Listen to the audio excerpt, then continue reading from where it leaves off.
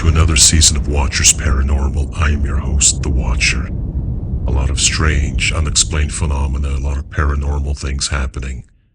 I'd love to share those stories with you again for this season. Tonight's episode is called The Weeping Bride. On a beautiful Saturday afternoon, a bride and groom stand happily at the altar exchanging their vows. When all of a sudden, distant cries were heard. They all looked around. Nobody was weeping. The minister stopped the service and told everyone to remain calm, that there was a perfectly good explanation to what was happening and that nobody was in danger. He wanted to finish the marriage ceremony and send the happy couple off to their honeymoon.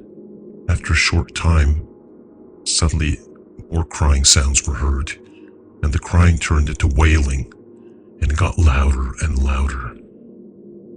The minister finished the ceremony, ushered everyone out of the church, and then outside he began to explain why they were hearing those noises. It was an occurrence that would happen once in a while. There was a history in that church of an event that took place decades before. A beautiful day, sun is shining, birds were singing. It was the month of May. Now normally when you arrive at the church, you have the groom, best man, and other family attendees waiting at the church for the bride. But on this fateful day, other things were unraveling. The minister showed up, surprised to see the groom not there. The best man, his family, there was nobody in attendance. He was starting to get a little worried, so he walked over to the bridal suite. The bride and her family were seated. The minister was concerned, one, for the groom's safety, of course, and for everyone's well-being, and also the fact that there was another wedding scheduled later on that afternoon. So they waited patiently, some small talk, and 15 minutes went by, half an hour went by. So the bride's father said, I'm just going to get a taxi and I'm going to go into town. Inquire, make a few inquiries, make sure everything's fine. Perhaps I'll go by the groom's residence and just to see if everything's good. When he arrived at the groom's house, the door was locked. He took a look through the window, didn't see anyone, rang the doorbell, knocked on the door. Then he walked over to the neighbor's house, and they had mentioned they saw the groom leave the house earlier, and he had gotten into a car with his best man and a couple of family members. The father of the bride was very concerned at this point and thought something had befallen him, and he had gotten hurt or into an accident. So he got back into the cab, and he decided to go the opposite way and try to backtrack and see if he saw anything along the roadsides or any sign of an accident. So he's in the cab and they're driving, and further up ahead there's a couple of police cars and there's an ambulance. So he slows down, and as he's going by, he doesn't recognize the car because it's not the groom's car. It belonged to the best man. He decided to pull up a little further ahead, and as he came out, he walked out over to the road and asked the officer what had happened, and the officer said, all I can tell you is that there's been an accident and a fatality. And suddenly he said he felt sick to the pit of his stomach, and he just at one point said he felt like passing out. So he went over to the officer and said, do you have any ID on the deceased? And he says, well, we're working on that right now. He says, because my daughter is at the church waiting for her groom. He hasn't shown up yet. So the officer walked over, took the ID from the other officer, and when he showed the ID to him, the father almost passed out. It was his future son-in-law that had just passed away in an accident. In the car with him was his best man, who had also succumbed to his injuries. The two other people sitting in the car had been badly injured and were going to be taken to the hospital. The father became inconsolable. What was he going to tell his daughter? At this point, one of the officers called in for another car. They came up by, they took the father back to the church. He didn't take the cab. And as the police car's getting up to the curb, the bride's looking out the window. She hears a car coming, and all of a sudden she sees a police car, and her father's coming out of the car. And right away she knew something was wrong.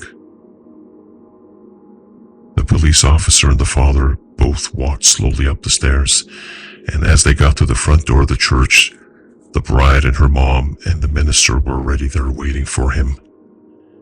And one look into her father's eyes and she knew she would never see her beloved again. The bride was taken back into the room. She collapsed onto the sofa. Crying inconsolably, her mother was trying to comfort her.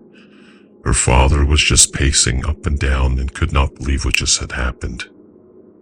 Several months had gone by. The bride was staying with her parents, feeling very depressed and sad. Decided to take a walk down to the church one Saturday afternoon. As she got closer to the church, she noticed a lot of cars parked. So she made her way up the stairs, opened the church door, and wouldn't you know it, there was a wedding taking place. She quietly walked in, sat in one of the back pews, and just wept very quietly. Sometime during the ceremony, she had left the church. She made her way back around, went through one of the doors that led up to the bell tower. When she arrived at the top, she was in so much pain, emotional pain, mental pain, and agony. She let out one blood-curdling scream and then threw herself off the bell tower. When the wedding was finished, the guests all poured out into the front. Some were taking pictures, others were just having a quick cigarette break and just strolling around the grounds. And all of a sudden, a woman started screaming and pointed towards the back of the church. People started to run over, and when they got there, they found a woman sprawled out on the grass, lifeless. When the minister came over, he took one look at her and knew exactly who it was. He called for an ambulance. There was nothing they could do. For the next few months, all wedding ceremonies were canceled. The minister was going through his own depression battle, for he knew the bride and groom very well and their families. But eventually, the wedding ceremony started again. Everything was normal. But then one afternoon, while he was walking around in the church just doing a quick little check, he noticed there was a strange sound coming from near the bell tower. And it sounded like somebody was weeping. So he went out back, and he opened the door and there was no one there. So he called out, no one answered. So he quietly went up the stairs, and he kept hearing that crying, wailing sound. And he looked around, there was no one. He felt a shiver go down his spine. So he walked back down the stairs, went back into the church, and spent the next couple of hours on his knees in prayer. Over the course of the next few years while he was the minister in that church, he performed many wedding ceremonies. But every once in a while, they would hear that wailing cry. They would have everybody at attention and trying to find out where that sound came from. Who was crying, who was in despair, who was in agony. Eventually the minister retired. When the new minister arrived, he was told of the weeping bride. He would keep that secret to himself for many years, until one day during a church ceremony, right behind him appeared an apparition. A woman in a wedding gown, in despair, wailing and crying, throwing herself to the ground in agony, and then suddenly it vanished again, in the sight of all the parishioners. Weeping bride visits the church once in a while, usually during a wedding ceremony, but not all the time. Few have seen her, but for those that have, they will never get that image out of their mind, Of that woman crying in agony, the look of despair in her eyes. That's the legend of the Weeping Bride. I hope you've enjoyed the story. And remember, you stare into the face of darkness, it stares back at you. The question is, who's watching who?